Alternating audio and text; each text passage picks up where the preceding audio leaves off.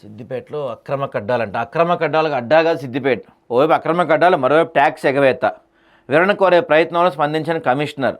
Municipal అధికారుల అవినీతికి అడ్డుకట్ట ఎక్కడ? ప్రజల డబ్బు వృధా, అధికారుల జేబులు గలగల. అవినీతి అధికారులపై కలెక్టర్ విచారణ జరిపేన. సిద్దిపేట అంటే మన హరీష్ రావు గారే కదా. సిద్దిపేట మున్సిపల్ పాలన అవినీతి పేటరేగిపోతుంది. ఒకవైపు అక్రమ కడ్డాలకు అనుమతి లేకపోయినా అక్రమ కడ్డాలకు అడ్డు అదుపు లేకుండా పోతుంది. మరోవైపు ప్రాపర్టీ ట్యాక్స్ వసూలు నిర్లక్ష్యం ప్రదర్శించడం అధికారుల అవినీతి బహిర్గతం చేస్తుంది. గత కొన్ని సంవత్సరాలుగా కోట్ల రూపాయల విలువైన భవనాలు, కమర్షియల్ కాంప్లెక్స్లు, సంఘ భవనాల ప్రాపర్టీ ట్యాక్స్ చెల్లించకపోయినా మున్సిపల్ అధికారులు మౌనం వహించడం ప్రజల్లో ఆగ్రహం రగిలిస్తుంది. సాధారణ పౌరుడు 100 రూపాయల ట్యాక్స్ ఆలస్యం చేసినా వెంటనే నోటీసులు, కానీ లక్షల్లో బకాయిలు ఉన్న వారికి మాత్రం ఎందుకు అని ప్రజలు నిలదీస్తున్నారు.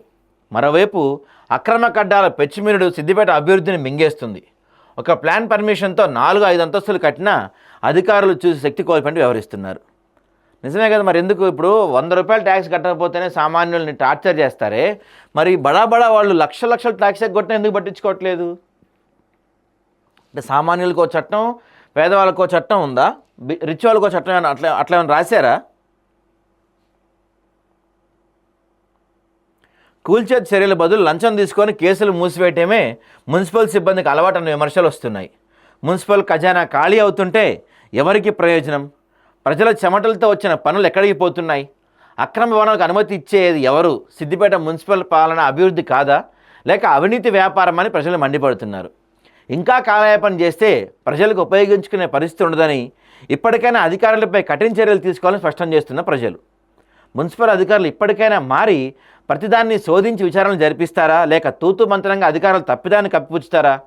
ఇన్ని సంవత్సరాల తరబడి అనుమతులు లేకుండా కూడా మున్సిపల్ కమిషనర్కి కొంచెమైనా పట్టింపు ఉన్నట్టా లేనట్టా, లేక ఏమైనా ముడుపులు ముడుతున్నాయన్న అనుమానాలు రేకెత్తిస్తున్నారు. ఇప్పటికైనా ఇలాంటి వార్తలు జిల్లా కలెక్టర్ దృష్టికి వెళ్తాయా, లేక మధ్యలో మాయమవుతాయా?